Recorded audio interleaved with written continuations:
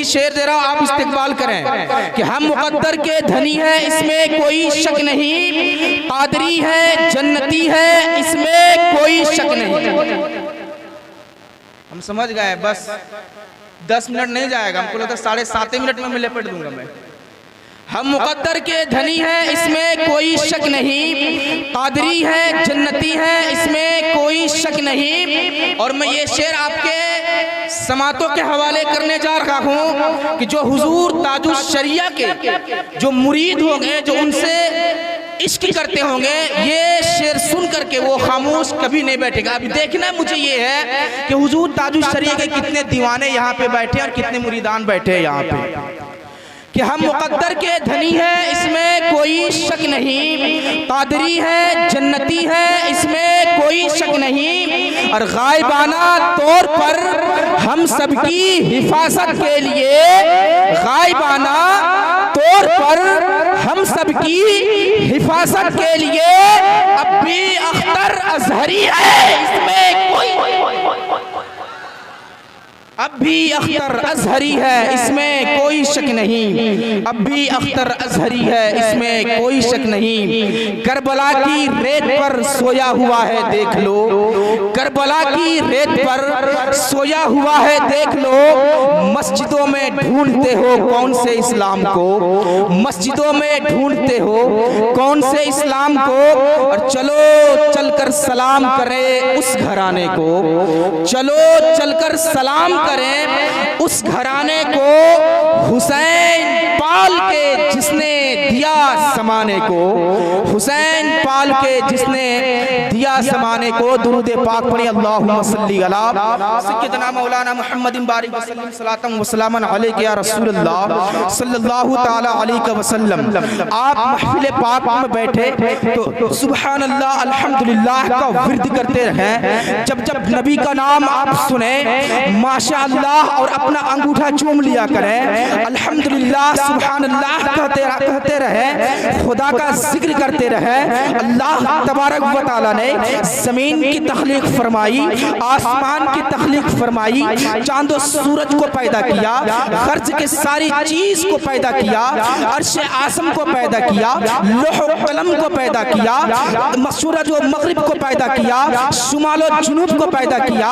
और जब कोई बंदा मोमिन ज़मीन पे बैठ करके खुदाए वहदहू ला शरीक का जिक्र करता है, बड़ाई बयान करता है, तो अर्श आज़म कांपने लगता है, अर्श आज़म थर्राने लगता है। तो इमाम हुज्जत के लिए परवरदिगार अर्श आज़म से पूछता है, ऐ अर्श बता तू आखिर क्यों कांप रहा है, ऐ अर्श बता आखिर तू क्यों झूम रहा है, ऐ अर्श बता आखिर तू क्यों थर्रा रहा है। तो अर्श आज़म जवाब देता है, मौला ज़मीन पे बैठकर किसी ने तेरी बड़ाई बयान की है, मौला ज़मीन पे बैठकर किसी ने तेरा जिक्र बयान किया है।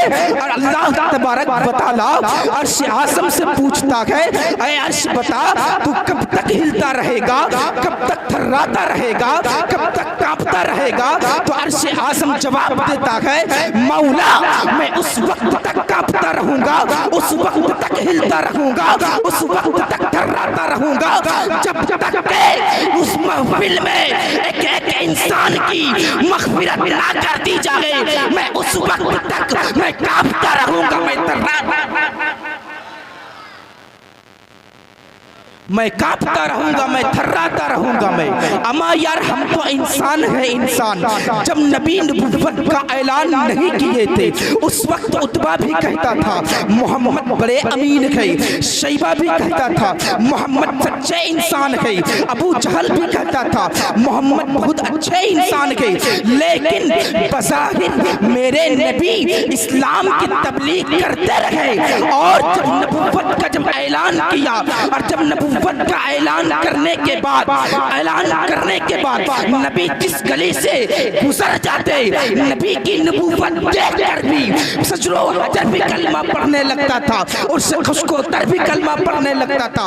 अब मैं आपके हवाले, आपके समातों के हवाले मैं बस एक जहन में आपके जहन में एक सवाल रखने जा रहा हूँ। आप एक मुहर्रम से लेकर अब तक आपने तकरीर सुने, आपने बयानात सुने, लेकिन मैं आपसे एक सवाल करने जा रहा हूँ, बस इसकी तशरीह करूंगा मैं। और वो सवाल ये है कि हुसैन आखिर किसके बेटे हैं, आखिर हुसैन किसके बेटे हैं। दुनिया कहती है कि इमाम हुसैन हजरत फातिमा ज़हरा के बेटे हैं, लेकिन मैं एक सवाल कर रहा हूँ और इसी सवाल से मेरी तकरीर खत्म।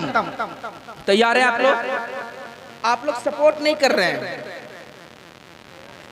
आप सपोर्ट नहीं कर रहे। कम से कम सुभान अल्लाह बोलिए, अल्हम्दुलिल्लाह बोलिए कि हुसैन किसके बेटे हैं।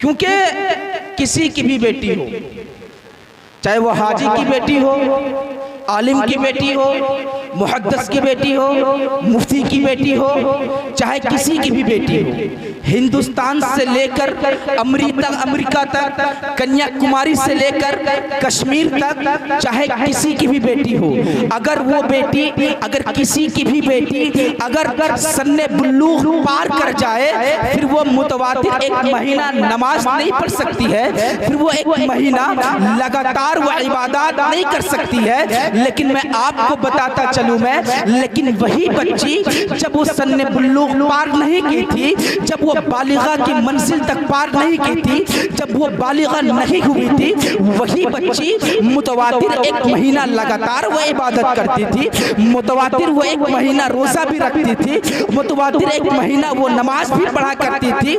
लेकिन जैसे ही बालिगा हो गई, बुलूगियत की मंजिल पार कर गई, अब ये सवाल पैदा होता है, उस बच्ची से सवाल किया गया, बेटी अब तू ये बता कि एक टाइम ऐसा था मैं देखा करता था कि तू लगातार नमाज पढ़ा करती थी, लगातार रोजा भी रखा करती थी, लेकिन अब मैं देखता हूँ कि अब तू कुछ दिन छोड़ देती है नमाज पढ़ने के लिए, अब कुछ दिन अब तू रोजा रखना भी छोड़ देती है, आखिर वजह क्या है। वो बेटी कहती है, मौलाना ये शरीयत की बात है, अपनी तबीयत की बात नहीं है। जब तक शरीयत की बात है, अपनी तबीयत की बात नहीं है, जब तक मेरी तबीयत की बात थी, उस वक्त तक मैं एक महीना मुतवातिर लगातार नमाज पढ़ती रही। जब तक मेरी तबीयत की बात थी, लगातार एक महीना रोजा रखती रही। जब तक मेरी तबीयत की बात थी, लगातार एक महीना इबादत करती रही। लेकिन मेरे साथ कुछ ऐसा मोड़ आया है, कुछ ऐसा अय्याम से मैं गुजर रही हूँ, जिससे मुस्तफा की शरीयत है, अब मैं कुछ पल के लिए, कुछ दिन के लिए मैं इबादत को छोड़ूंगी, कुछ दिन के लिए मैं रोजा को भी छोड़ूंगी। लेकिन मैं आपको बताता चलूं मैं, लेकिन इसी ज़मीन के ऊपर, इसी आसमान के नीचे वाहरे खातून जन्नत मुस्तफा जाने रहमत की प्यारी बेटी, लाडली बेटी हजरत फातिमा ज़हरा की ज़ात है, जो अपनी पेशानी को ज़मीन पे रख करके मौला की बारगाह में अर्ज करती है कि मौला तूने रात इतनी छोटी बनाई है, कि मौला तूने रात इतनी छोटी बनाई है कि तेरी महबूब की बेटी दिल खोल करके एक सजदा नहीं कर पाती है। लेकिन वाहरे फातिमा की साथ, वाहरे मेरे नबी की बेटी, वाहरे फातिमा ज़हरा की साथ एक वो साथ थी जो सजदे में जा करके रोया करती थी कि मेरे मौला रात तो इतनी लंबी बना दे कि तेरी महबूब की बेटी दिल खोल करके एक सजदा कर सके। और आज की ये तारीख उठा करके देखो कि आज हम धरे के धरे रह जाते हैं। हमारी माँ बहने आज वक्त नमाज गुजर रही है, वक्त नमाज का टाइम गुजरता जाता है, लेकिन फिर भी हमारे दिमाग में कोई खलबली मचती नहीं है। यही वजह है, यही रवैया को देखते हुए मैं एक जुमला में मास्टर साहब मैं आपके हवाले करने जा रहा हूँ। यही रवैया को देखते हुए हैदराबाद के एक प्रोफेसर लेडी, तारीख जुमला दे रहा हूँ, हैदराबाद के एक प्रोफेसर लेडी जो स्पीच दे रही थी, और स्पीच देते देते वो एक जुमला बोली। वो जुमला क्या बोली? वो जुमला क्या बोली कि बताओ अब तक कोई दूसरा हुसैन पैदा क्यों नहीं। जुमला आसान है, अगर इसकी गहराइयों में अगर आप सोचेंगे तो बहुत गहराई वाली बात है कि अब तक कोई दूसरा हुसैन पैदा क्यों नहीं हुआ। मजमा बिल्कुल खामोश है, कोई जवाब नहीं दे रहा। फिर लेडी सवाल करती है कि कोई है मजमा में कि ये जवाब दे दे मुझे कि अब तक कोई दूसरा हुसैन पैदा क्यों नहीं हुआ।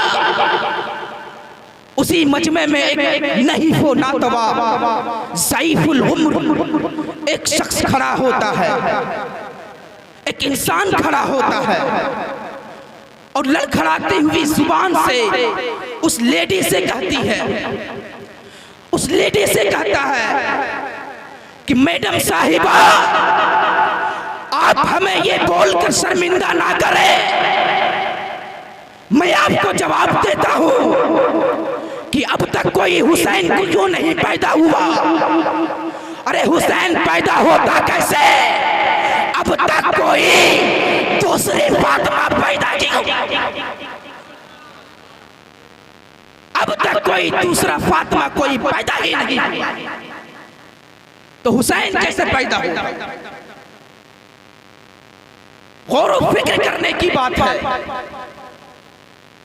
कि आज दास्ताने करबला को हम सुनते हैं, इमाम हुसैन की शहादत को भी हम सुनते हैं। इमाम हुसैन इसी शरीयत को बचाने के लिए, इमाम हुसैन इसी दीन को बचाने के लिए 72 नफूसे कुदसिया को करबला की रेत पर शहीद कर दिए।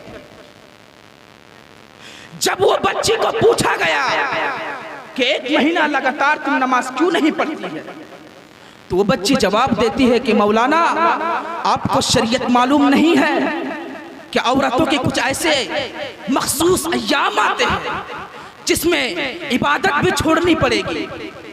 मैं बहुत ही मोहब्बत के अंदाज में और पर्दे की आड़ में मैं ये बात आपको बता रहा हूँ, और मोहब्बत से समझने वाले ये बात को आप समझ जाएंगे।